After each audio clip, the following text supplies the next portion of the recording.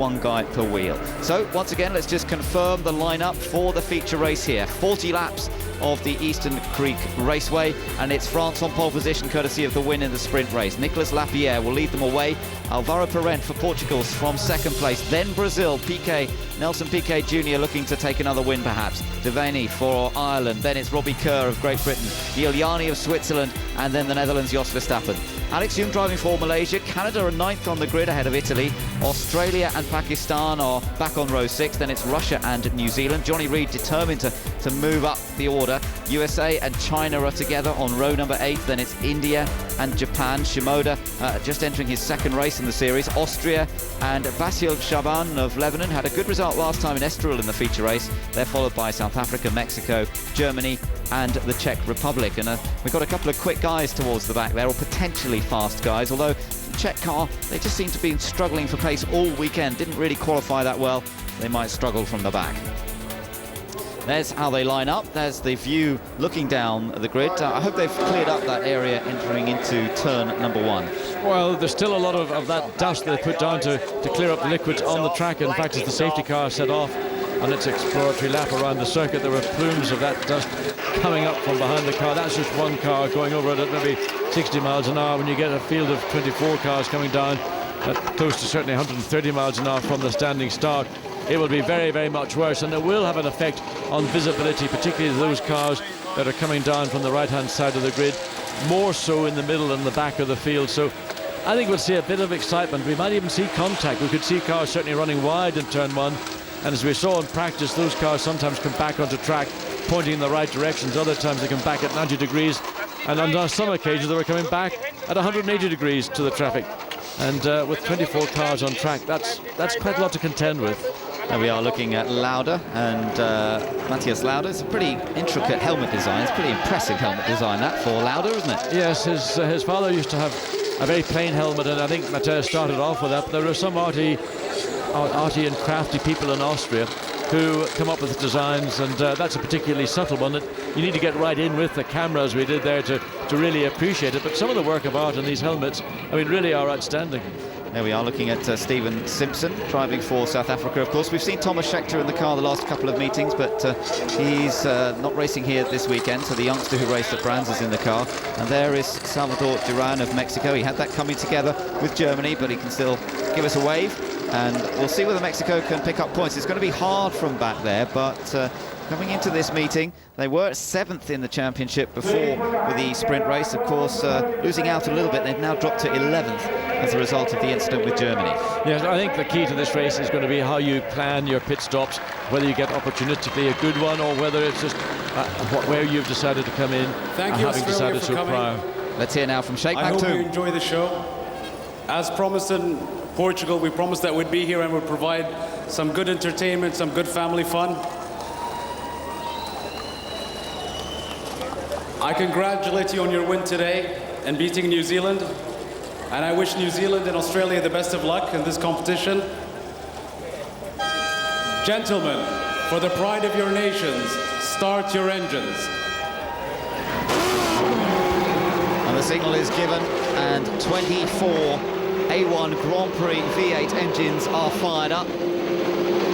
And France will be looking to try and take win number 6 here today. Well, what a roll they're on, but surely that roll will come to an end at some point. I'm not sure it's going to be today, because the class, the performance we've seen from Team France and from Lapierre has been exceptional here in Australia. Yes, it's not going to come from a lack of performance. It's going to come from a circumstance beyond, let's say, what was in the hands of Nicolas Lapierre or Team France. And it could be an incident going into turn 2. It could be maybe just getting caught out with the safety car or anything in the pit lane itself. So let's have a look as they get ready for the formation lap. Remember, it is going to be a standing start when they come back around to the grid positions, and the green flag is waved. Away they go then, and they can do a little practice start. Watch for any cars stalling. We've had a few problems with cars stalling as they try and pull away either on the formation lap or on the real start. but I think looking down from our commentary position, they've all moved away cleanly, yes. Yes, everybody's gone through it. I mean, you can see there already some of the dust I was talking about. It doesn't look too bad then, but cars are not all bunched together at the standing start. One other fact that's just been sent up to us from pit lane is that track temperature has risen, and it's up now at a very steamy, very hot 46 degrees Celsius. That is also a significant factor in this 40 laps feature race. Again, teams have got to adjust their cars. They will have done so, no doubt, between the sprint and the feature race, but making sure that the back end of the car, that's the area where most people have had to work on here this weekend to ensure consistency. It's going to be a tough race with 46 degrees track temperature. Riding on board, Team Ireland with Michael Devaney. What a great run to 4th place in the first race here today. And Team Ireland's campaign much better on track now, with a 3rd last time out in Portugal and now 4th here this weekend. But they're going to have pressure on them from Team Great Britain, there's no doubt about that. Robbie Kerr's right in there with him. He finished 5th, starts in 5th place. Towards the back, we've got some quick guys to watch out for. South Africa, Mexico, Germany and the Czech Republic bringing up the rear. So they're going to have to try and fight their way up the order. The likes of New Zealand starting 14th with USA 15th. We're going to have to watch just about every area of the pack here, because there'll be dices going on throughout the field, I'm sure. There is the Chinese car of Tanguy Jian, and after that, fairly heavy impact. It was a 100 mile an hour impact with the tyre barrier he had here in free practice. But thankfully, the team did a great job of getting the spare car built up, and he hasn't seemed to have lost any confidence as a result. I know, and also physically, which is probably the most important element of that accident. You get a neck stretch when you hit something solid, as he did at that speed, and stop pretty much where you hit the barrier. So he's looking reasonably well physically, and his confidence has grown. He's shown at different points through the weekend there is pace there. It's just about getting a little bit more experience and certainly some more consistency. And it'll not be long before we do see China getting into the points. And of course, as we have said previously, looking forward to going to Shanghai on the 2nd of April for the final of the 12-round race series in A1GP. Right, here we go then. Cars are now heading down the main straight and will pull up into their allocated grid positions. That means France on pole, Portugal on the inside. Watch out for cars on the inside and perhaps not getting quite the grip and traction. It is the dirtier side of the track, but on the other hand, we've had a few races here this weekend, so hopefully those inside lines have been cleaned up by tyres from other formulae. On to his grid position, here comes Robbie Kerr. Now he is on the outside, that's the preferable side probably in terms of getting some grip away from the line, but still a number of cars to line up. Yes, and I'm looking to Team GBR and Robbie Kerr. They're going to try and jump Team Ireland to get that 4th place as they go around into turn 1, and I think that certainly is going to be a little pinch point as we see the cars come up onto the grid and then wait for the lights to go red and then go out. So watch around the 3rd, 2nd row of the grid, particularly with Team Ireland and Team GBR. The feature race at Eastern Creek Raceway is about to get underway. It's the 8th race of A1 Grand Prix. Team France are looking for their 6th win. Can they do it, or will they be beaten off the line? It's Portugal on the front row with them.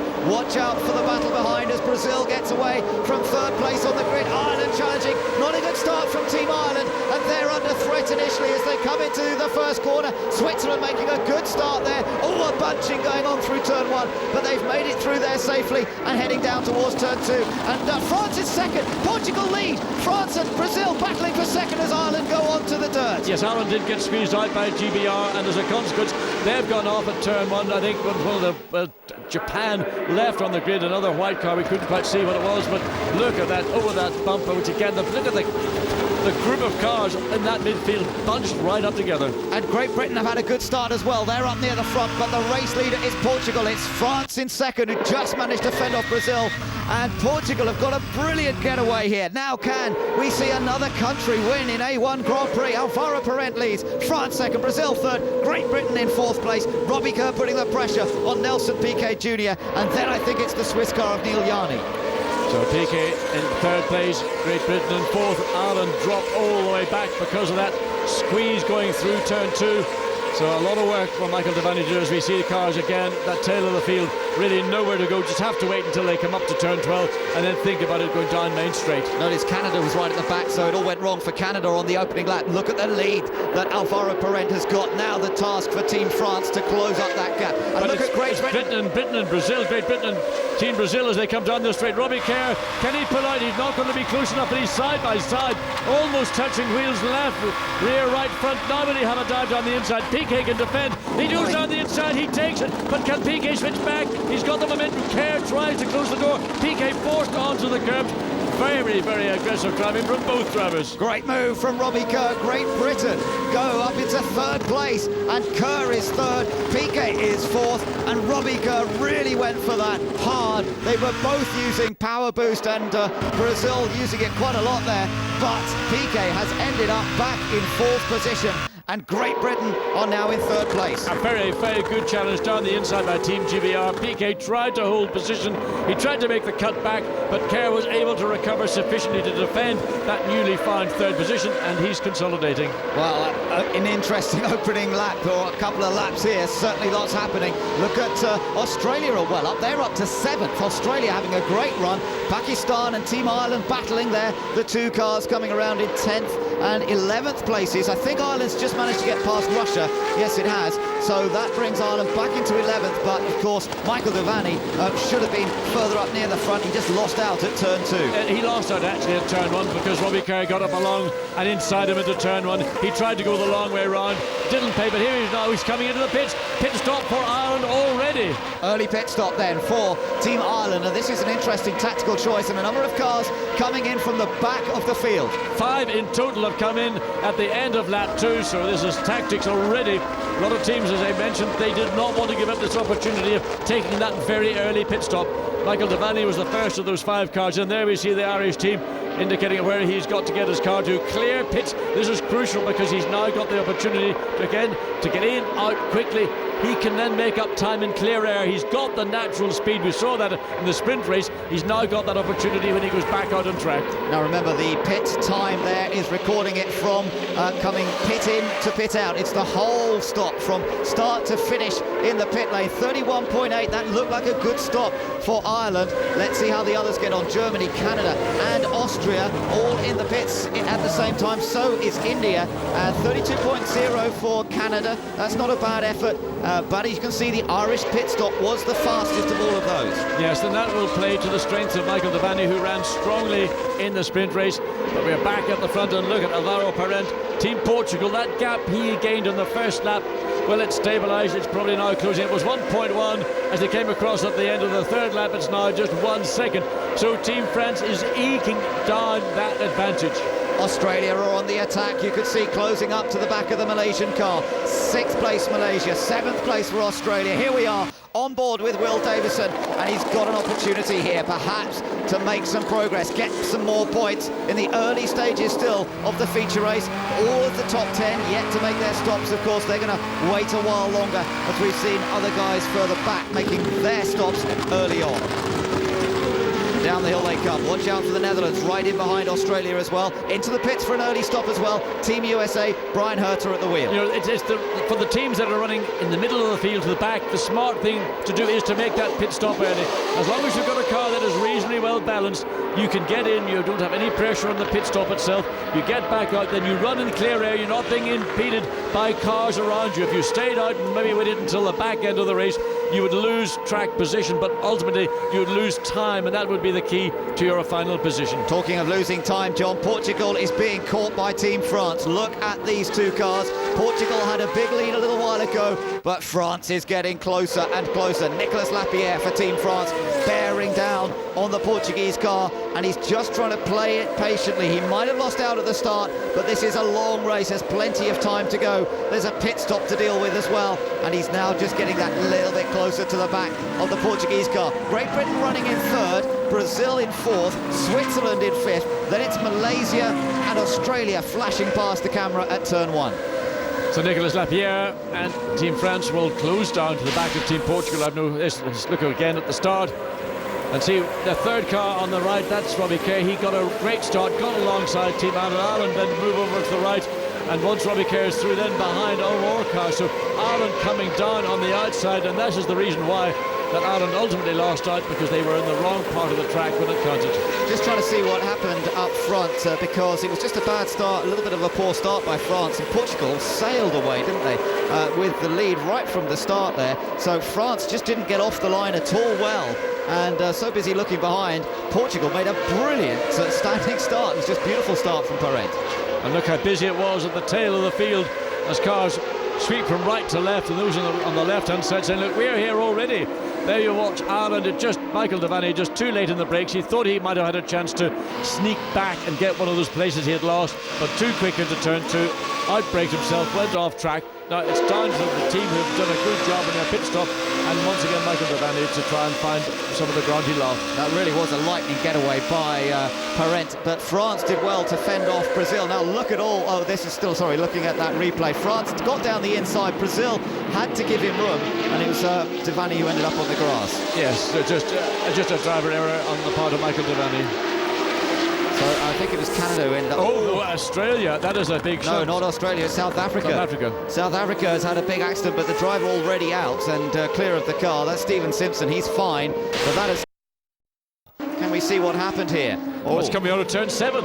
Now that we've not seen a car off track there at any point over the weekend, and that's either a question of maybe something in the car, or he just took too much right foot on the throttle, and Stephen Simpson stands there, he's unhurt. But that was a heavy impact, a lot of damage down the right-hand side, and Team Italy in the garage. Looks like their afternoon now is over. Oh, what a shame for Italy. That's end of race, as you say, for them, and doesn't look as though they're in any rush to get him back out again either. So a terminal problem for Team Italy as Portugal still lead, but look how close France is now.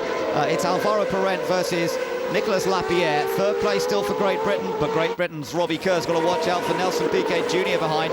Look at the power boosts though, Great Britain using theirs and Brazil using theirs as well in that battle that's going on behind for third position, as France now already beginning to look for an option to get past Portugal. Well, the problem that France have got is that they're going to find it difficult to pass on pace.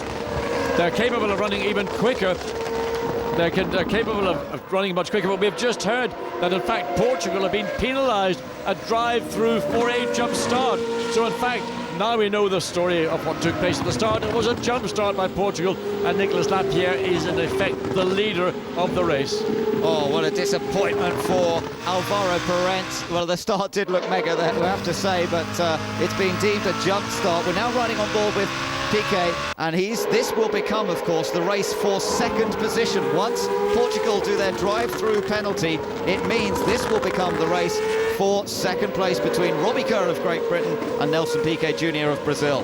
So Alvaro Parent won a big lock-up for Robbie Kerr as he comes into turn 9, and that's not necessarily pressure from behind, that's just Robbie trying to maximise the speed he's got in his car to pull away from Piquet.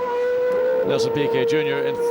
effectively in third place. We expect Alvaro Parent, Team Portugal, he should peel off track now. Of course, he's not allowed to stop on his way through to make a tyre wheel change. He's going to continue doing another lap. He's entitled to do so, but the longer he stays out, I think the longer it'll take him to get back and have a chance of challenging. Oh dear, Germany's off again. Adrian Sutil, what's happened this time, I wonder? Any other cars we can see in the background? No, that looks like us off. In fact, in turn 1, that was a big off. Brazil into the pits for their tyre change, and this is a crucial stop then. Nelson Piquet Jr., the Brazilian team go to work, and we've seen a very good stop so far from Team Ireland. It came out at a total of 31.8 seconds from pit in to pit out. Brazil are quite early pits in the pit lane here, and looking good, although no problem on the right front. He's had to go for another wheel nut. Oh! Mexico again, and Czech Republic and Lebanon off as well. Lebanon just managed to avoid them. He should be able to rejoin. And I don't know what the Lebanon were doing there. He was not involved at all in that incident.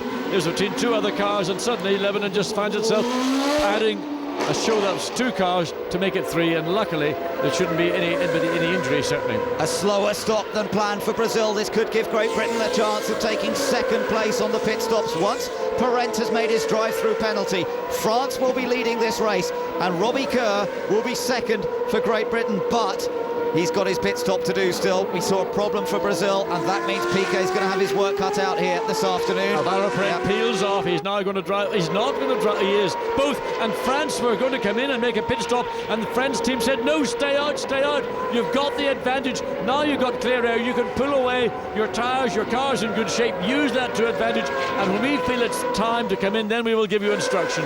So Perrent, as you told us, John, not allowed to change his wheels, but behind him, Switzerland is coming in for a scheduled stop. And that may have been part of the reason, because the Swiss team and the French team worked virtually garage to garage, so it would not have been in the interest of either to have both cars, both nations changing tyres at the same time. So Portugal rejoins, having done their drive-through penalty, and coming out ahead there on, let's just see, is that Pakistan? Yes, the Pakistan car in 8th place, but the safety car is going to be coming out on circuit. So this is going to bunch everyone up, and of course, with some pit stops to be made, this could work well for some teams that haven't made their pit stop yet. If the teams are quick to call a pit stop, get them in early, then they'll be in good shape. They'll have to do a complete lap before we can release the safety car. There's the Russian driver, Roman Rusinov, out of his car as well, so that's another retirement, I'm afraid, from this one. So out of the race, we've lost Russia, Mexico, Germany, Italy and South Africa in these relatively early stages still of the feature race from Eastern Creek Raceway. The Japanese car and the Lebanese car that are behind safety car, they're actually running, let's see, down in 19th place for Japan, and Lebanon actually being shown as race leader now because they have not made their pit stop. So Lebanon leads this race. It's only one car, John, that's going to have to be waved through. Yes, so the first car to make a stop was Ireland. They are in fact in 7th place. They didn't quite make it to the top of the field, and it is in fact Lebanon, which is probably the only car, or one of the very few cars yet that has yet to make it stop. So for a brief moment, we've got Lebanon leading here in Eastern Creek. Let's see how, he stalled it. The Chinese driver stalled the engine and they weren't ready. See, no, some of the other teams have been sort of prepared, pushing the car or bump starting it. They weren't quite ready to get him going there. So, being waved past is the Japanese car, and now we've picked up the race leader. That's right, it's Lebanon, because they are the only car that's still running in this race that's not made its pit stop. Ben, when the safety car goes in, there will be a charge like you have never seen, because Lebanon for the first time is in the lead of an A1 Grand Prix race. This is the feature race. All the pit stops have probably taken place with the exception of Lebanon, maybe one or two others at the tail. Their Lebanese team absolutely delighted, but what's going to happen when the safety car goes back into the pit lane? You've got race or potential race winner directly behind, and I mean it's just going to be a very exciting start into turn 1, but probably more likely into turn 2. It just depends how much Basil Shaban in Lebanon car decides to be feisty and defend his lead.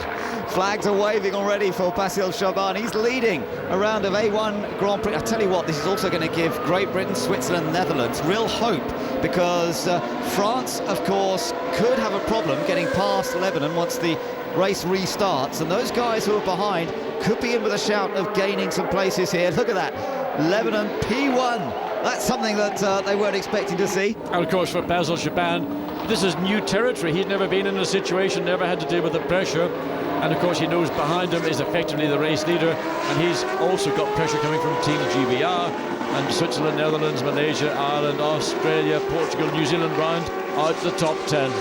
Let's just remind you that the Lebanese team principal Taman Ouchi, it's the first time that there's been an Arab-owned single-seater international racing team. P1 goes out to their driver, and Basil Shaban, the 25-year-old from Beirut, who has done a bit of karting. He's raced in America and raced in Formula Ford in the UK. Much less experienced than many of the drivers out there, but this is what A1 Grand Prix is about, giving these guys and these countries an opportunity to race in evenly matched cars, all identical cars, and it's up to their teams and the drivers to extract the best. Now, he does have to do his pit stop. When he's going to do that, we don't know, but for the moment, he's leading this race. He doesn't have to do it until the 39th lap if he so chooses. Big loser, of course, in all that was Team Brazil with Nelson Piquet Jr. They had a problem on their right-hand front. He's down in 12th place. Japan still trying to catch up the train, and that's why the safety car's still out there, waiting for Hayanari Shimoda to catch up to the back of the group as they make their way round. But yes, John, that Brazilian drop to 12th place, that pit stop really was an utter disaster for them. Yes, and Shimoda's only got now, well, just under a quarter of the circuit to behind the snake of cars under the safety car, so he'll make that up. Basically, by the time they get round to turn 12, he will be right up on the tail. Here's a replay of what took Mexico much quicker than Russia. Took the dive down the inside. Wasn't really far enough up to take the corner. Russia began to turn in, probably actually began to turn away slightly, but Mexico was so committed. And then we just see the 11 car just diving. How it avoided the right rear of the Team Russia car, I'm surprised. And there he is in the lead. Well, that's the end result, yeah. He's now leading this race from France, Great Britain, Switzerland, Netherlands, Malaysia in 6th. Now Ireland are in 7th, so they've managed to reclaim some of the ground they lost early on. Portugal, with their drive-through penalty, are down in 9th place. They have completed their wheel change pit stop as well, just to let you know. They did come in as well, again, for a second time, so Portugal are now 9th. Yes, so they've got some hope, certainly, of getting points. Whether they get more than 9th or maybe 7th or 6th, it's difficult to tell, because when these cars are released to restart the race, as we've seen in the sprint race, here we go, the safety car pulling in. Safety car in, we're about to get the race underway again. Lebanon leads here, and they will cross the line, racing hard with Team France. Great Britain didn't make a very good restart there. They've been left behind as France goes on the attack into turn 1. He's being cautious, and sensibly so, perhaps, just to see how Chaban places the car. Here comes France down the inside, reclaims the lead of this race, and Chaban's moment of glory over, perhaps, although he's still up there in 2nd. And now it's Great Britain. They'll have the task of getting past the Lebanese driver, and there's a lot of places to overtake on this section. No, there's not, unless it's Basil Chaban and Team Lebanon car make an error.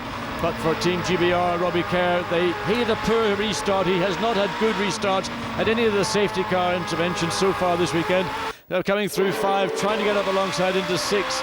But no way, and Basil Chaban is there on Murray. He doesn't have to give up anything, but locks up the right front as he goes into turn 7. Now, Robbie Kerr looking to try and get alongside into 8. No way he could do so. He maybe, and he gets sideways, because right behind Team GBR is Team Switzerland. Look how much the cars are being backed up. Nobody wants to tell. There now, the move is being made. Lebanon pulls over to the left. Team GBR goes through. Now Team Switzerland will try and get through going into 10. Be careful not to have Lebanon swipe across the front of your car. That could be a nose in the pit stop. Yeah, but these Great Britain's through, but of course this has allowed Team France an opportunity to edge away, and they really used that half a lap that they had clear air, and now Team France have a big lead over Great Britain in 2nd place. Watch for the power boost being used, a flashing red, and that's the power boost, the extra power being used. Switzerland coming down the straight. Look at the pressure behind. Malaysia attacking Netherlands. Malaysia on the inside of Jos Verstappen, had to back out of it as Verstappen now makes the move on Basil Chaban and goes through. Well, there's racing all the way through the field. Ireland also got into a situation where they started to use more than the one move across the track. That'll be under observation, no doubt, from Team Race Director Tim Schenken. Yeah, in the background, Brazil just got past New Zealand as well. Brazil managed to just squeeze through, and that puts Brazil up into 10th place. So Piquet Jr. nipped past. Portugal there after their drive-through penalty. They're in behind Australia. They're running in 8th and 9th places. And as we come up the hill here, riding on board here with Australia, chasing after Team Ireland. And Team France are just being given a chance to run away. There's Great Britain, Switzerland, the Netherlands, and then Lebanon, Malaysia in the next one to try and get past that Lebanese car. Well, this is where Basil Chaban locked up big time. There again, he does it going in to turn 9, runs wide and opens the door for Malaysia and Australia. Australia not quite close enough to sweep through, but have the momentum. But can they get alongside into turn 10? If they can't do it, they're going to have to be patient, back off, use the power boost button when you come in. It comes alongside, but will Chaban let him get through? Yes, he's through. Closed. Yes, he's done it. Chaban ran a bit too wide there. That was this corner we saw a lot of mistakes in free practice, and Portugal also going through there as well, getting past the Lebanese driver. And watch out behind them, we've got Ireland and Brazil.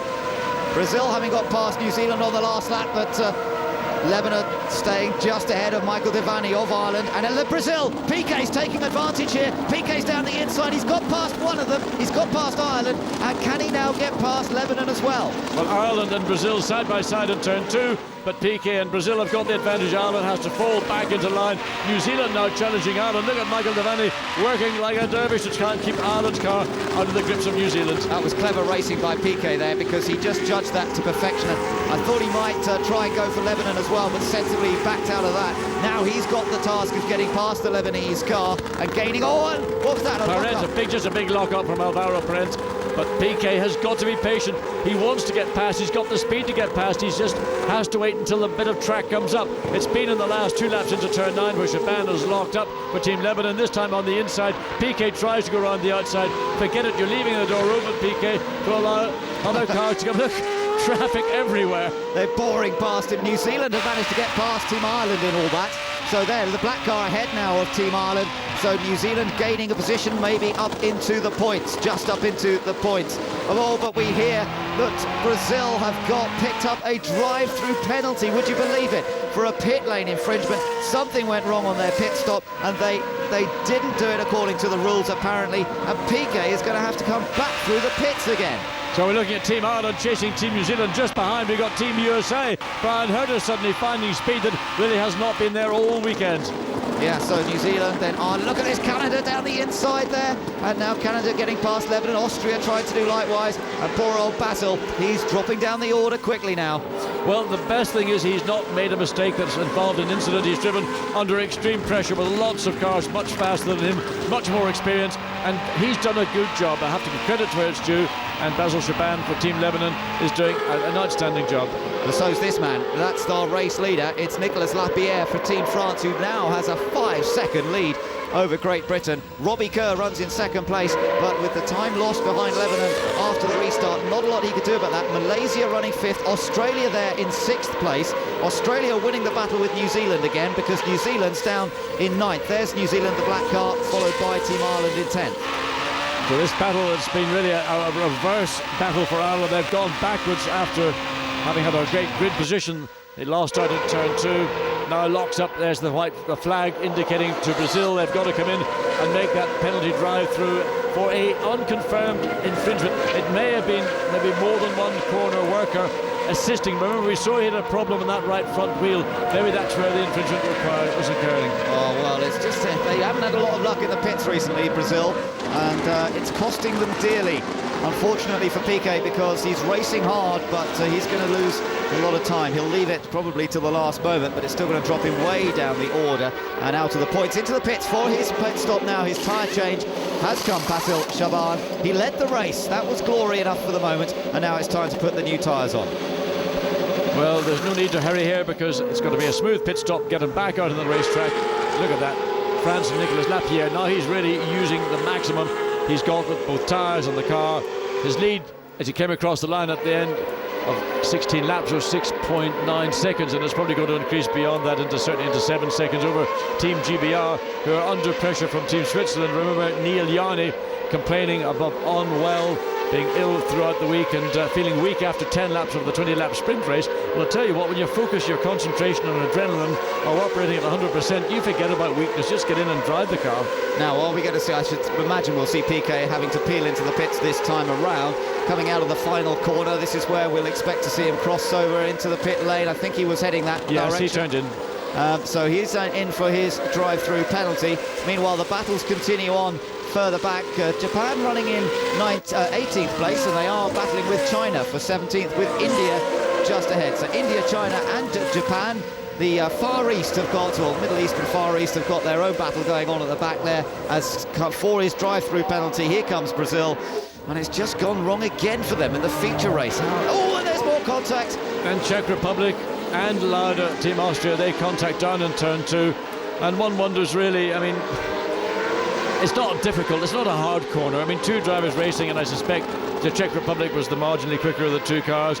Or maybe it was the other way around, we don't know. We hope to get a replay on that one. But for the second time in 2 races, Czech Republic out in turn 2. Surely this will bring the safety car, and if they can't separate those 2 cars, maybe they'll be able to, but it looks a bit as though they're interlocked there, which is a An awful position for them to be in. There is our race leader. Of course, it means his lead will be closed up, and Great Britain, yep, safety car out. Great Britain will have a chance to be right up behind Team France, but looking at the pace that France have, they've set the fastest lap at a 1:21.016.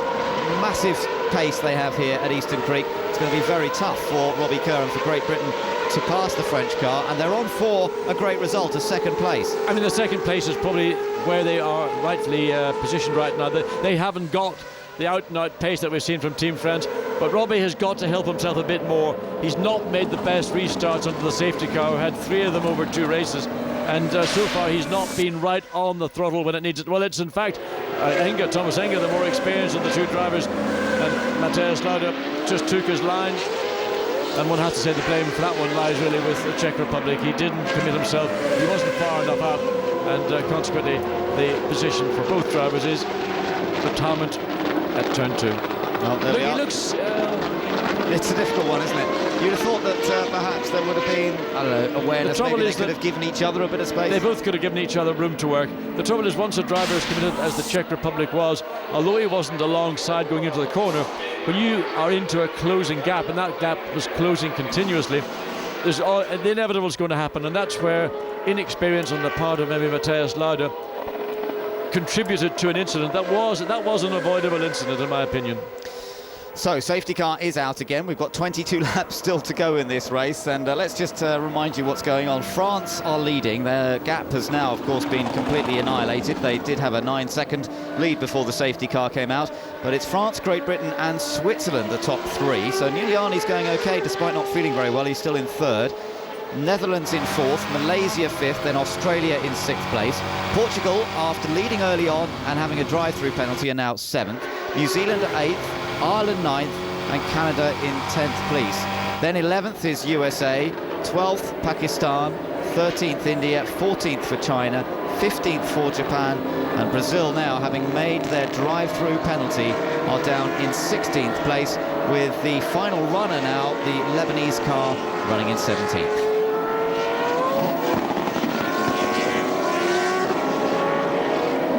So Brazil, the big loser. John, I think there's some news, isn't there, as to what happened to Brazil? Yes, in fact, it wasn't as I thought, maybe an additional worker working in that right front corner. It was actually equipment was left in the pit lane before the car, and as the car went out. So that's a tough call, but these are the regulations. You've got to ensure that everything is clear before the car goes out of the pits. So steely-eyed stewards or marshals saw that, was reported up, and for Brazil, that's a penalty which it will be difficult to recover from. They're currently running in 16th place with 21 laps to go, and unless we have other incidents, which are of course not entirely unexpected, that will be tough for Team Brazil even to get into the points. The teams above them are Japan, China, India, Pakistan and USA. Automatically you'd assume he can get past those teams without any difficulty whatsoever. Look at this, racing drivers running around racetracks, you don't see that too often. Well, the reason is that it was their own faults. Well, they're all having to try and make their way back to the pits now, but it's unfortunate, isn't it? It's such a shame to lose so many of the cars in this race. It's all part of the fun and games, I suppose. But of course, it also puts pressure on the organisation, because with the number of parts that are damaged, particularly rear suspensions and front noses and nose boxes, these teams are going to be packing up on Wednesday. The cars are going to be transported to Malaysia. The teams will then get them and have to start the process of rebuilding or continuing rebuilding, and of course getting the spare parts delivered to those teams and have the cars then prepared for the first of the practice sessions on the Friday of a fortnight from now. So leaders still following the safety car around France, having seen their gap reduced to nothing. Great Britain in with a chance, perhaps. So is Switzerland of attacking on the restart. Australia running quite well. It's 6th place now. And this will give the local fans something to cheer about, because with the safety car closing all the cars together, maybe they'll scent an opportunity for Australia to move further up inside, perhaps to the top 5 before the end of this race.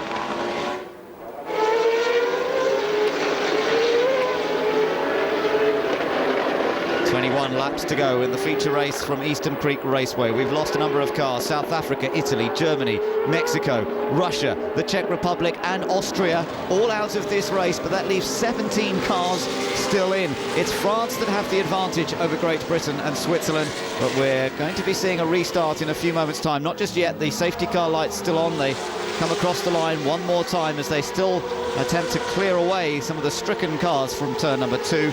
And with a lot of work to do is Brazil. They're currently running down in 16th place as a result of a drive-through penalty picked up for not removing all their equipment from their pit lane after making their pit stop. Of course, there are potential dangers there because other cars are still making their pit stops, perhaps running across the front of the Brazilian pit as they accelerate down the pit lane. So it's a rule that's there for safety reasons. Yes, and it's very important that all these rules are observed. And when you've got pit stops, there's so much action in the pit lane, cars entering, cars being worked on, cars leaving. So there are very strict sets of guidelines as to what you can and cannot do, and if somebody makes an error, the penalty is that the team is penalised and it's not just the driver. So everyone just drawing breath and getting a chance to regroup, get a feel for the car and wonder whether they're going to be able to attack. 6 power boosts are left on Will Davison's car. That's the little 6 indicator on the graphic at the bottom there. That's as many as most. I think the Netherlands still have quite a few to use. They've got 7 power boosts available to them, and India as well haven't used many of theirs. They're still trying to look. There's a real car park, salvage yard over there at turn 2, an A1 salvage yard, but thankfully there's a bit of space for them. Well, we've got 4 cars lined up there, and we thought turn 2 might be a problem corner. We didn't anticipate it being such a problem. It's not particularly difficult. All you have to do is anticipate when you're racing with cars, not just brake where you think you could brake when you're driving on your own. And of course, that's what we've seen many drivers do. They just misunderstand that they do have to lift off fractionally earlier and get on the brakes to ensure that when a car does commit, that they're not in no man's land. That's the inevitable of taking a dive down the inside of a corner. We saw that with Team Austria car, that once the commitment is made, you can't back out of it. So Great Britain hoping that they'll be able to get a slightly better start. Safety car lights are out. We're going to be getting this race underway once again, and it's Nicolas Lapierre who judges the moment at which he begins to accelerate. There he goes, and again, come on Robbie. Robbie Kerr left behind there for Great Britain, and Lapierre... 4 times he's done that. Just shooting away there, and Kerr has got to watch out because he's going to have pressure on here from Switzerland as the race gets underway again. The Netherlands running 4th, Malaysia 5th, and look at what's going on behind us. That's Ireland and New Zealand coming down the main straight. Ireland retakes that place from New Zealand. They lost it earlier in the race, so up to 9th place. Hope he managed to complete that after the line, otherwise there could be trouble. Ooh, that was tight as Portugal tried to squeeze inside Australia there. That was for 6th position. Australia just behind Malaysia at the moment. The 2 yellow cars as bouncing over that big leap there, down out of turn 3. We saw the leaders, and New Zealand, as you say, has been passed there by Team Ireland. And we gather that Italy are rejoining the race. Look, they were in the pits for ages, but they are rejoining. So we don't know what the problems that Team Italy had. Certainly they were in the pits for some 20 minutes and now back out onto the racetrack. And of course, you never know. We've seen cars retire, we've seen cars crash out. There's points down to 10th place. You've got the opportunity to go out. It's probably unlikely, but you just don't know. So down the hill they come, and you can see Canada versus the United States. That's a nice little battle to watch for, because that is for the final point. Canada 10th, United States 11th. Brazil and Nelson Piquet Jr. running behind Team China. That's a position that should be relatively easy for Brazil to snatch away. But of course, they've got to be careful. It's too easy to just run up to the back of a slower car and underestimate the braking speed. So now, getting out of turn 12, picking up the slipstream of China. China has got 1 shot left, and Brazil has got none. Choose all. Brazil has got nothing left. It's got nothing left at all. But here is Brazil now on the charge. Now we've seen Piquet pull off a few moves at the next corner. If he gets a good run through turn 1, will he go for the inside? Looking there at Ireland and New Zealand. Oh, and it's all a bit action-packed as China goes off. Well, we didn't quite see what was going on. I think Piquet went for the move. I think he sold him a dummy, frankly. I think that's what happened. Zhang was caught out by the much more experienced and a lot cannier Brazilian driver, Piquet Jr. Yeah, now he's got to try and get past India. That will be for 13th position, still outside the points, still a bit of work to be done, and it'll get tougher as he moves up. Tang Yizhan getting out of the car, and that's a shame because it didn't look as though it was damaged, but presumably it's stalled and he isn't able to get the car restarted. Race leader France, 2nd Great Britain third, Switzerland all locking the brakes. Netherlands looking feisty. Oh, Jos Verstappen close behind the Swiss driver, who we know might be struggling in the latter stages of this race for fitness. I'm sure he was pretty relieved to get the safety car out just now. Malaysia and Australia here racing hard against one another. Alex Young for Malaysia, Will Davison for Australia. Then it's Portugal in 7th, Ireland in 8th, New Zealand in 9th, and then that race between Canada and the USA for the final point in 10th. So on board with Australia running up behind Malaysia. Both have got power boost remaining. Malaysia's got 5, Australia got 3. If they sweep through the flat out first turn and then head down to this problematic turn 2. Australia in no position to challenge Malaysia at this stage, but under pressure from Portugal, with Ireland also pressurising Portugal. Brian Hertz the USA had a little think about getting down the inside of Canada. What was happening behind? Yeah, Brazil making the move there on Pakistan, and they've got another place. He's gained 2 places on that lap. He's got past both India and Pakistan. Yes, and it's all going to happen down in turn 2. Remember, Brazil and PK have got no more power boost. There you see the 3 cars coming in. Now China just really outdrives itself. Almost PK getting involved with India. He was very lucky because India cut across early into the corner, that turn 2. Watch again as India turns in. PK's thinking, well, I can maybe slide up the inside. Suddenly he realizes it's not going to happen, and Tang Yijiang somehow or other finds himself moved out to the right-hand part of the track, and fortunately doesn't hit anything or do damage to his car, and that car in retirement. 17 laps remaining in the feature race here at Eastern Creek Raceway. France lead from Great Britain in 2nd, Switzerland in 3rd place. Then it's the Netherlands, Malaysia and Australia running in 6th. There's the race for 10th place between Canada and the USA.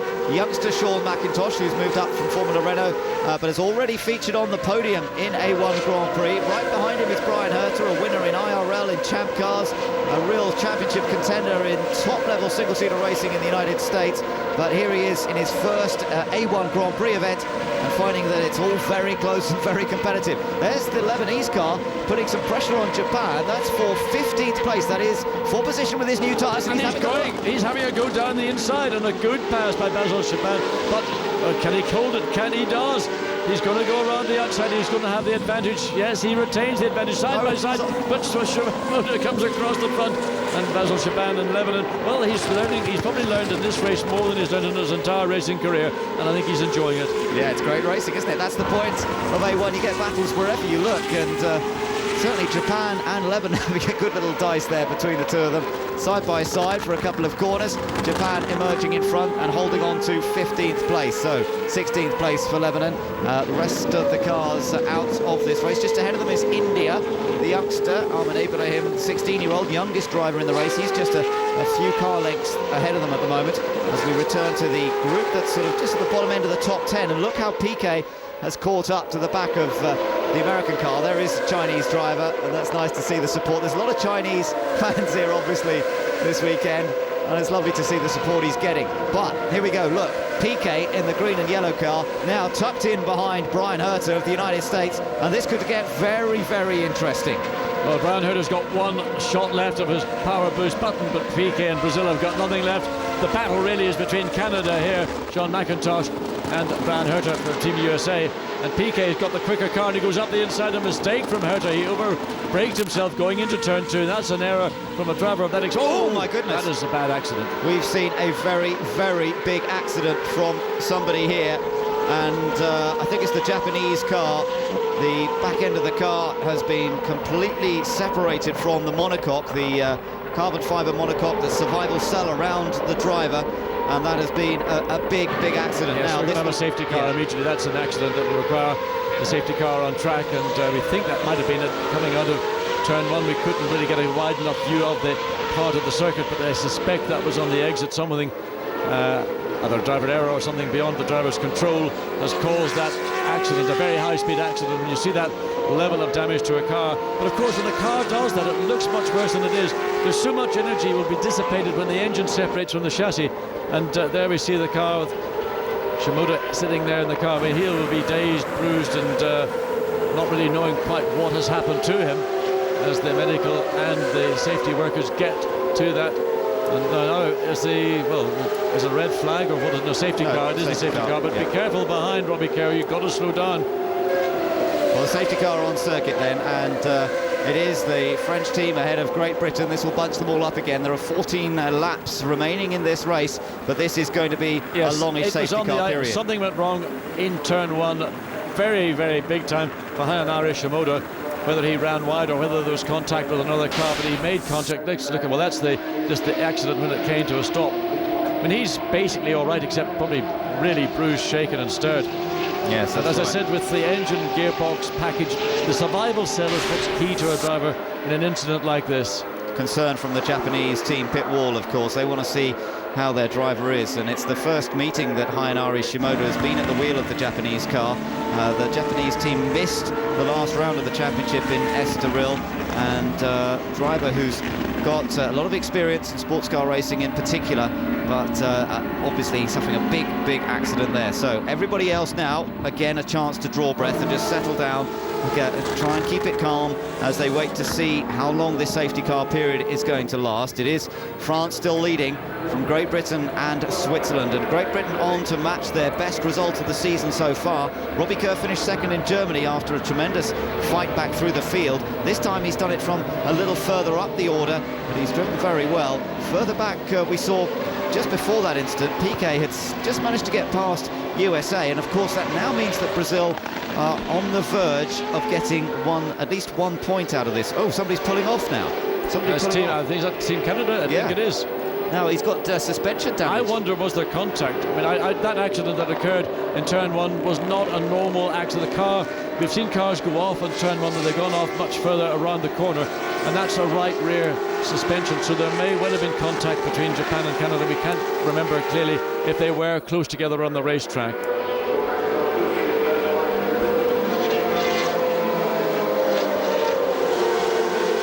It'll take a lot of time to clear that Team Japan car away, because everybody will be, first of all, most concerned of getting Hayanari Shimoda out of that car.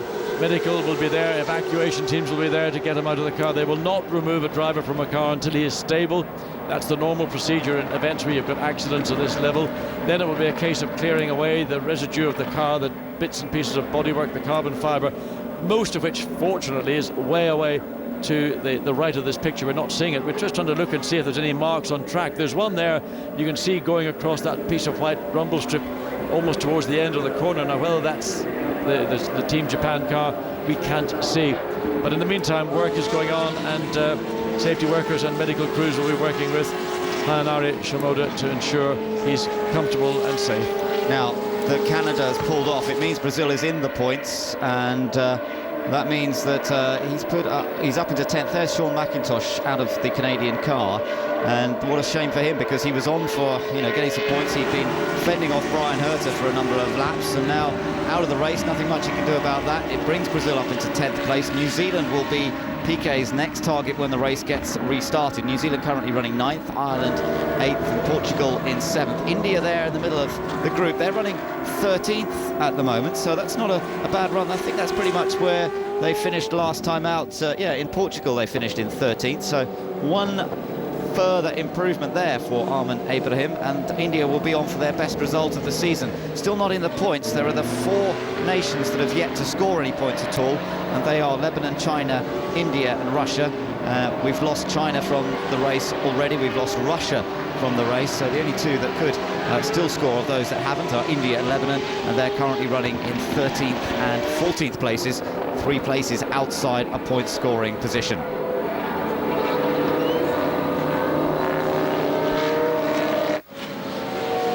Now, we've just had news from medical car, Stephen Watson, who's out there, and medical delegate Paul Trafford, who's very experienced, who looks after racing in the UK as well. And the news is the driver is okay, the driver is fine, but they're taking their time to take him out of the car just to make sure they don't aggravate any injury that might occur. But basically the driver's okay, and that's good news, John. Yes, it is. I mean, that's the standard procedure at any event, certainly at an event of this magnitude, and it is of the utmost importance to ensure that the driver is not taken from a car. In the old days, the first thing people would do is dive in and drag a driver out, and frequently that could do more damage than was necessary. So there's no pressure on the medical workers. They just take their time, they get the driver stabilised. That's the key to any recovery in these situations. And then once he's been removed, they'll have kind of a gurney which goes into the car, lifts the driver right to be put on the ambulance, taken to the medical centre here at Eastern Creek Raceway,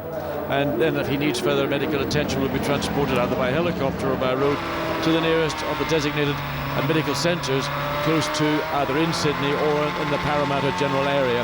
And then, of course, the process of clearing up the residue of that accident. Of course, that's going to have a significant bearing on this race because we'll be under safety car for, I think, for another 4 or 5 laps, and then we will end up getting close to the 60-minute or 1 hour limit to this 40-lap race. We may get a few laps racing in towards the end. It's just a question of whether the medical team feel that they can withdraw Ari Shimoda sooner rather than later. So in the meantime, everyone else just has to keep the focus and concentration and not be too distracted as well by the fact that there are medical cars out there. The drivers themselves in the cars will want to know, of course, that have the news that Shimoda is okay. Nothing worse for the drivers out there than to know that somebody has been hurt, but it's good news that he hasn't. It's just going to take some time, and so really their focus will now be on whether they, as you say, get to restart. We've had 48 minutes of this race. The 60-minute mark is the end of the race, no matter how many laps they've done. We saw that in the sprint race earlier when it was called after 30 minutes. The 60-minute maximum we're 12 minutes away from. Yes, and also while the safety work is carried out, we're seeing the Team Canada, Sean McIntosh's car, that's on the exit of turn 9. That's also now going to be put on the back of a flatbed and taken back to the pit. So the opportunity's been given during this very severe yellow flag situation to pick up and tidy some of the other corners. We've not seen a car stop at turn 9. We've got, of course, Stephen Simpson's car, Team South Africa, off on the exit of 7. We've got China's car off at the exit of 2. So 4 cars that could actually be benefiting this event by having them removed to the safety of either back to the garages or certainly behind the safety walls around the circuit. Malaysia running well in this race. They're on for a 5th place finish, and that would actually match the best that they've had so far. They were 5th in the feature race at the opening meeting of the year at Brands Hatch. And Alex Young definitely in good shape here this weekend, particularly with the Malaysian race coming up next on the calendar. It would be great to head in towards that next race with a strong top 5 finish. But don't forget that he's got the home nation here right behind him. He's still got Australia filling his mirror. So if the race does get to run in its final stages, I think we could be on for quite a tussle between those two countries. Well, there's certainly going to be a lot of motor racing once this race gets back underway, and Malaysia particularly under pressure from Australia, both battling for the position, the points that go with that position. But bearing in mind, as you mentioned, going to Malaysia in 2 weeks' time, what a great opportunity for the Malaysian fans to come out and support their local hero, Alex Young. Yes, that's right. He and Faraz Fawzi, who've both been sharing the drives a little bit this year, although last time out Fawzi had the drive to himself in Portugal, and Alex Young's had it to himself here in Australia. I wonder what they'll do in Malaysia, whether they'll share the drive, because they're both good drivers, both very, very capable, and maybe they'll do a race each when we go out to Malaysia. We'll have to wait and see. So in the meantime, still the field runs behind the safety car. There's still a lot of work being carried out at the exit of turn 1, the scene of that extremely heavy accident for Team Japan, and Ari Shimoda, who's, the reports we're getting back is that he's fine. He's just suffering probably from massive bruising, I would imagine, and just taking their time. Stabilization, we mentioned, is the key to driver recovery in these situations, and if this race has to run out under safety car, well, that's the way it will run out. 11 laps to go. Yep.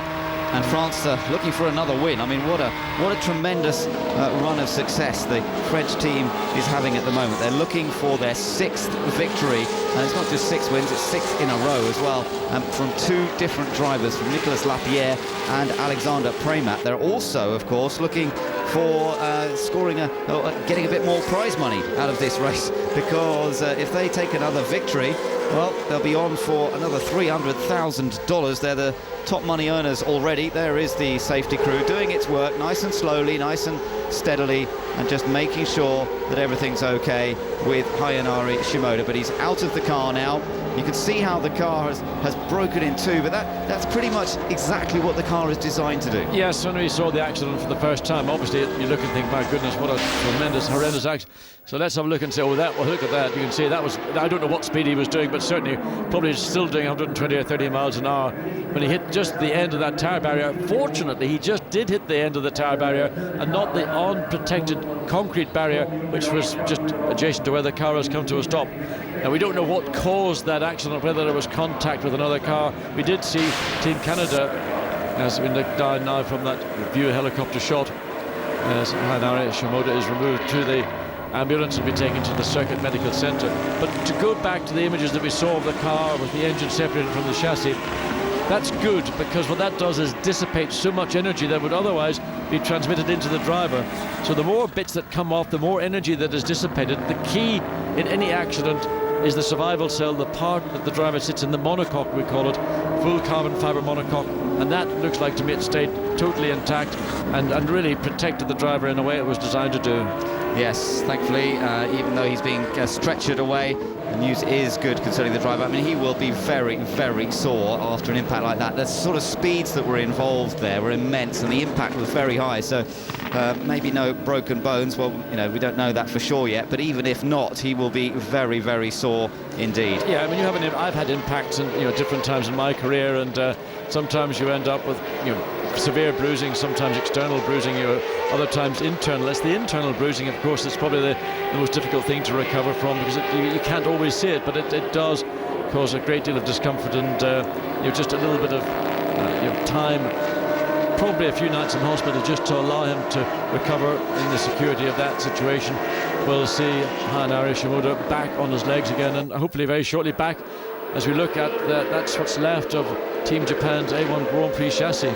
Yes, not a great deal left of it in many ways, but as you say, the survival cell has remained intact, and that's the crucial part. But there's the engine and gearbox, the rear wheel, one rear wheel attached. Whatever way he went in backwards, and it was the right rear of the car that took the first initial impact, and that then you saw the explosion of dust and parts of the car, and then ultimately the engine gearbox unit detaching from the chassis, which undoubtedly, as I mentioned earlier, would have helped reduce the impact for the driver.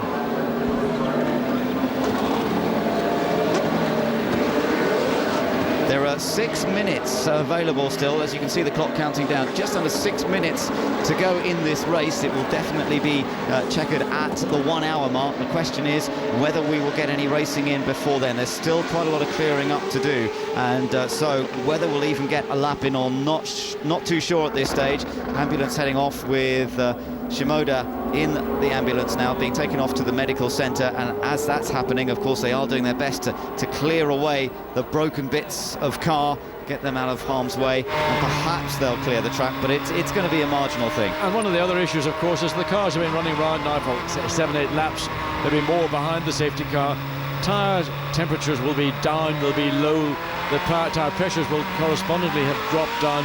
So when this race, if it does get underway, everybody out there will have to be very, very careful, because they'll be effectively restarting this race on tyres in a condition. There will be pickup as well on the surface of the tyre from the rubber that's come off from the previous laps, and any other rubbish and junk. As we look back and we can see what's going on. Now there's we catch the tail end of that incident, and well, that was a big impact. It was a big impact. I think he did actually. I think, yes, he might have done. He did hit the unprotected part of the concrete wall, in fact, and there you can see the damage to the car.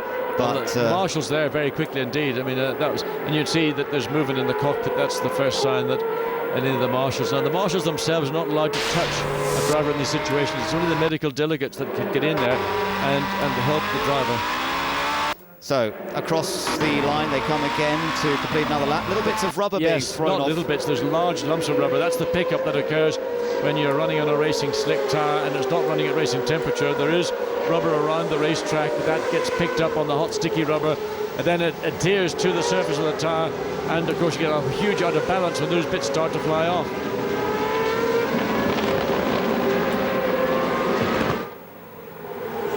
Just 3 minutes 50 seconds of the race to go. The clean-up operation still going on down there on the exit of turn number 1, where Hayanori Shimoda had a very, very big accident in the Japanese car. They've still got to remove the engine and gearbox section that split away from the rest of the monocoque. Weaving around at the back of the field is the Lebanon car in 14th place of Basil Shaban, who led at one stage before he made his pit stop when everyone else had made their pit stops. His moment of glory passed fairly quickly, but I'm sure he enjoyed his time at the front of the field. To get a taste for it, and he'll be wanting a lot more of it on board here, though, with Malaysia's driver Alex Young. He's on for a 5th place finish to match his best result of the season so far. and he'll be chasing home Netherlands and heading Australia at the current rate of progress. No question about who's been the dominant team and driver though this weekend. It's been France again.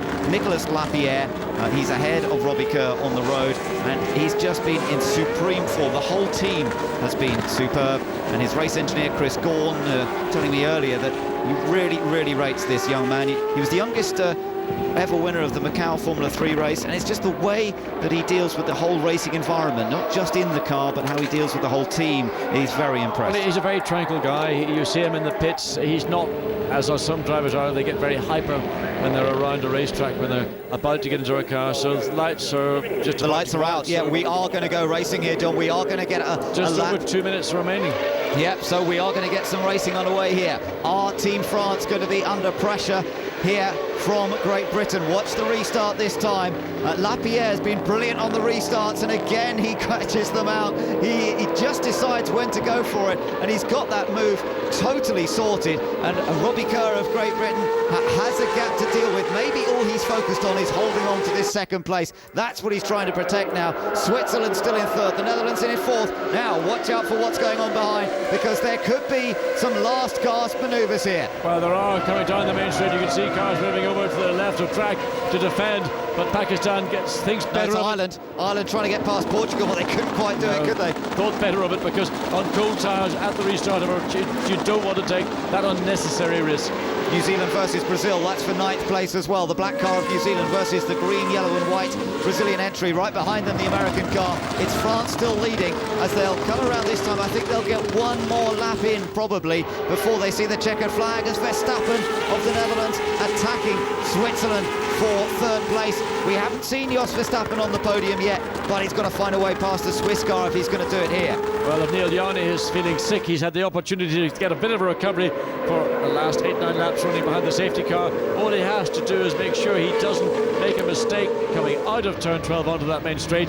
There's probably very little chance, and Jos Verstappen is the man, in fact, that makes the error in turn 9. Yeah, that drops him away again a little bit, so he's not really going to be in position to challenge. They will get this lap and one more. They'll be going on to their final lap when they come around this time, and it looks as though France are all set for victory, no doubt about that, unless Lapierre makes a huge mistake. Great Britain on the power boost, Switzerland on the power boost, Netherlands on the power boost. France doesn't even bother. He's got a big lead, and he's still got 5 power boosts available to him.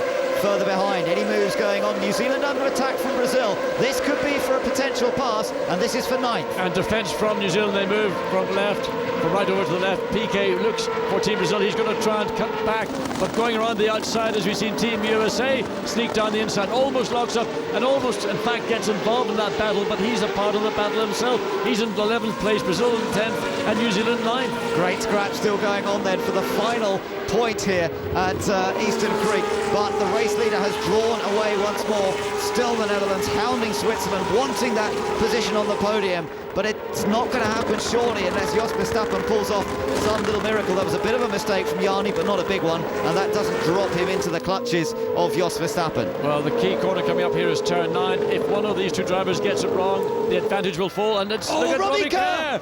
Dear, oh dear, oh dear, he nearly got into big trouble there. Big slide, and he held it.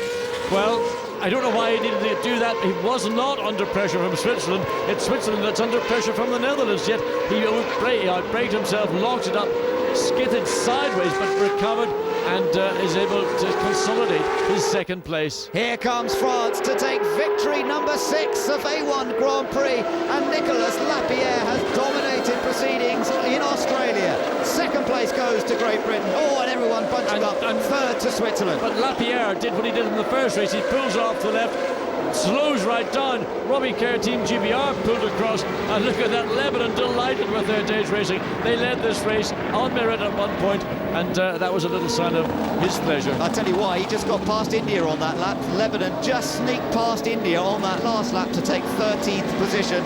India finished 14th. Well, Nicolas Lapierre, the only thing he's done wrong today, I think, is that he locked up as he did in the first race. That's sort of the signal of pleasure from Team France.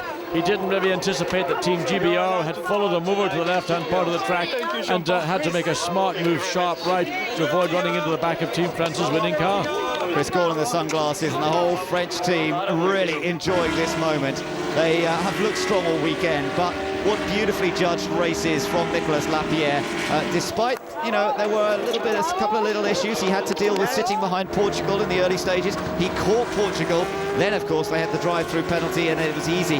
But the team, remember how much pressure they were on in the pit lane, because when he and Great Britain came in, they were virtually together, and the team turned him round, got him out ahead, and that was really one of the key moments in the race. Very much so, and that's what this feature race is all about. It's not simply about a driver doing the job on the racetrack. It's about how you manage and you perfect the art of doing a pit stop. Alexander Premat, now he will be under pressure when he goes to Malaysia. No doubt he will be the driver in Team France's car. Nicolas Lapierre has now won 4 out of 4. Alexander Premat has won 2 out of 2 in terms of overall wins, not overall races. So Team France, once again, they're not just the utterly dominant team, they are the team.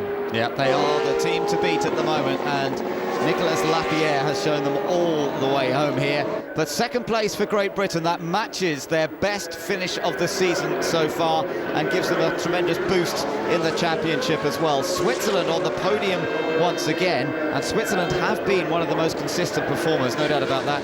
The Netherlands finishing in 4th place, and that matches the best that Jos Verstappen has had. He was 4th last time out in Portugal. Malaysia 5th. Malaysia 5th ahead of Australia 6th, then Portugal 7th, and then Ireland, New Zealand and Brazil. So that's how the top 10 have finished here, with Neil Yarney bringing his car home in 3rd place, and still Lapierre celebrating his double victory and France's 6th win of the season. 6 wins on the trot. Remember, Brazil won the opening 2 rounds of the championship, but France have won every single race since then, which is just remarkable when you consider they're all the same cars, they're all identical, and yet the French team just have everything right. But there's Robbie Kerr to celebrate, finishing in 2nd place. A hard-fought 2nd place and well-deserved. Yeah, see, he worked for it, although we've seen under the restarts, he's got to, if in situations in the future where the restarts, you know, a driver has to listen to what the car ahead of him is doing. He can't just react to what he sees. So Nicolas Lapierre, when he was making each of those restarts, was having to build up the revs to make that sprint away. And Robbie was not as sharp as some others maybe who would have been directly behind the French team and the Frenchmen. And there's Neil Yarney. He might not have been feeling too well this weekend, but he's come home with a couple of decent results. 6th in the sprint race, but 3rd here in the feature race. And I don't know how he's feeling right now, but he'll be feeling a lot better, having got some very useful points in the championship. Yeah, he'll feel a lot better physically, because simply by getting into a racing car and going through the process, part of which is sweating fairly heavily, you sweat a lot of those issues that you're having, infections, or just you feel much, much better. So Lapierre must be feeling good, I should think, after his drives here this weekend. He's had a fantastic time in Australia, and there is the youngster. Got to think, well, I wonder how far he's going to go in the future. French have been short of a really, really top-line driver in recent years, and now we seem to have 2 of them at the same time, Alexander Premat and Nicolas Lapierre. Well, in fact, many years ago, through the French scholarship system, you had nothing but French drivers in lower Formula and in Formula 1, and now there's none at all. So Nicolas Lapierre and Alexander Premat, 2 that have got potential to step up, should the opportunity arise. Confirmation of the results: France ahead of Great Britain and Switzerland, then the Netherlands, Malaysia, Australia 6th, Portugal 7th, Ireland, New Zealand and Brazil scoring that final point ahead of USA, then Pakistan in 12th ahead of Lebanon, who just beat India on the last lap, Canada out of the race 15th, Japan out of the race 16th, and on down the list, and they do get classified even though they're not finishing. But remember, points only pay down to 10th position. Fastest lap, by the way, did go to France, so they got the full Monty here this weekend. They had the pole position, the 2 race wins, and the extra single point for fastest lap. Are you ready?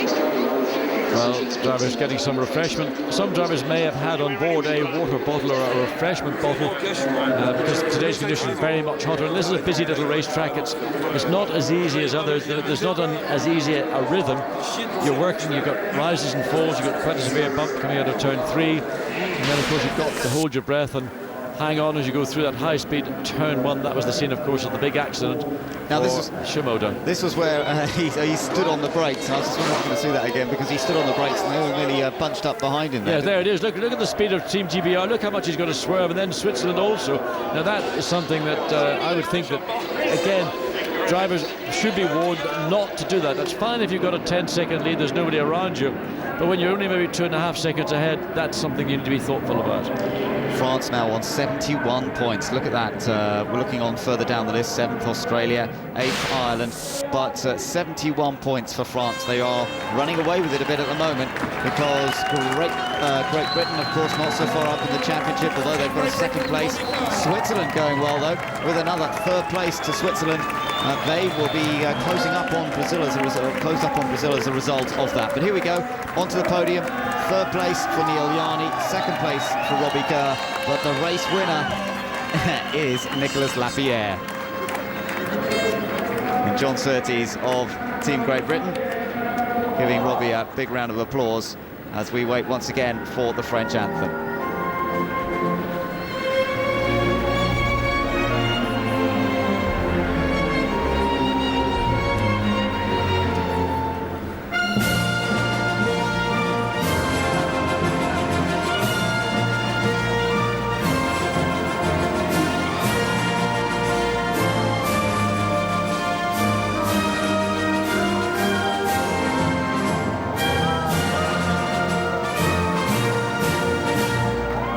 Flags being raised by volunteers from Redfield College and celebrating a French victory here. Nicolas Lapierre from Great Britain and Switzerland. Well, we're yet to see the 3rd country to become a winner in A1 Grand Prix. It wasn't to happen here in Australia, but Switzerland are proving to be very, very consistent.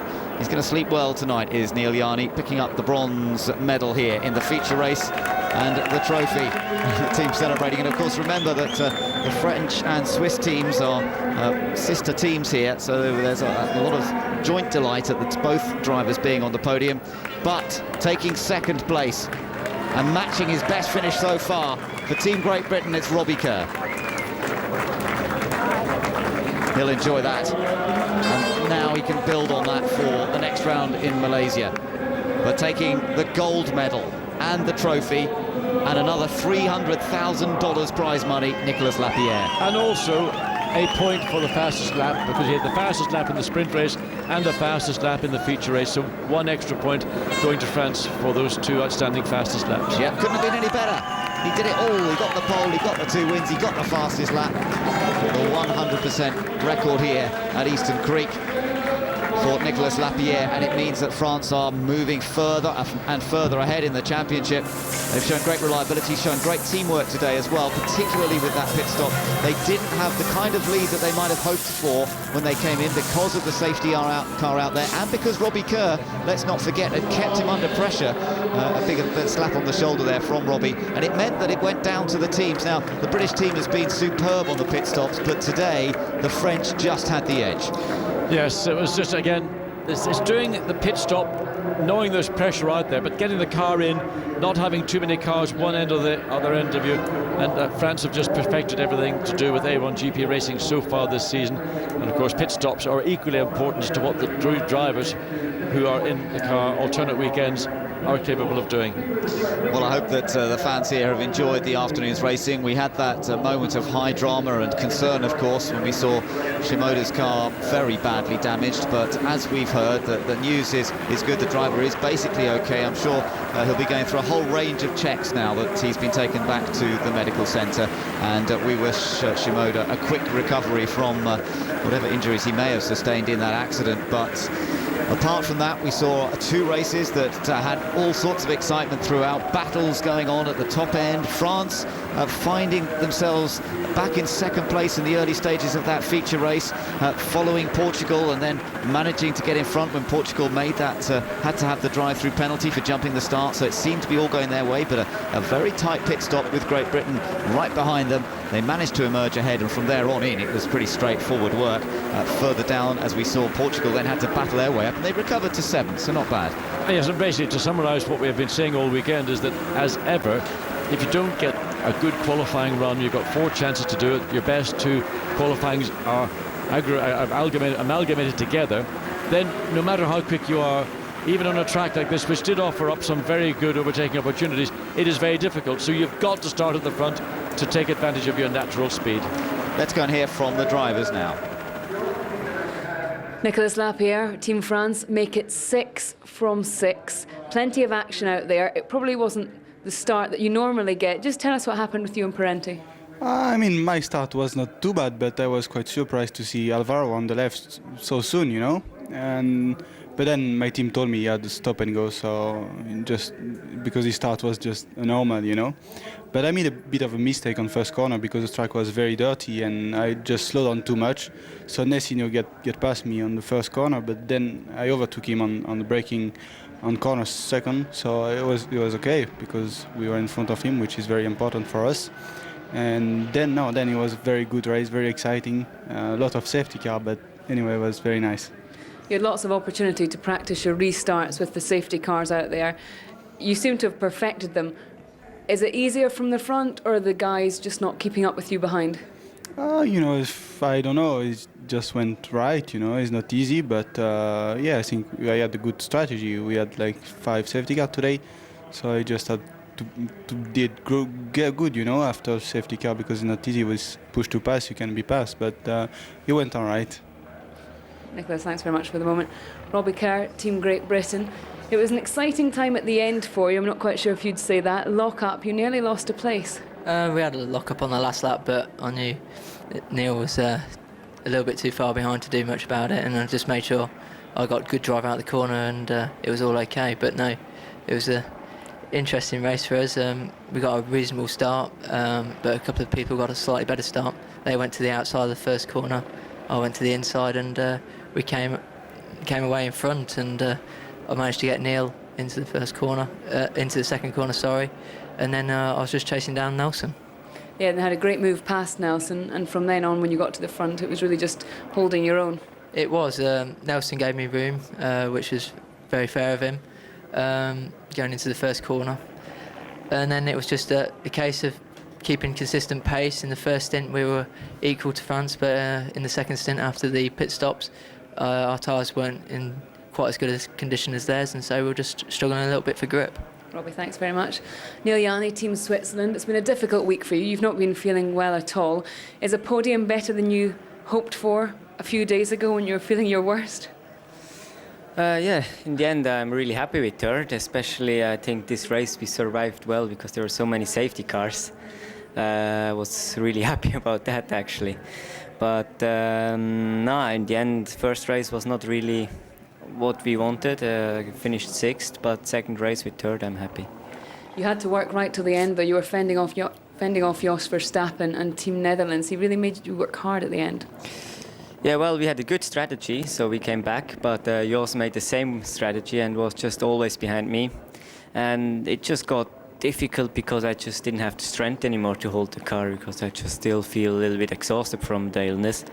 And especially first corner, I mean, it's a hard corner, and if you lift, the guys are just stuck at you. So it was a lot of pressure, but we finished third, so it's okay. Neil, thanks very much. Finally, Nicolas, 2 wins, 2 fastest laps, another good day at A1 Grand Prix. How frustrating is it for you as a driver, though, now to have to hand back to your teammate?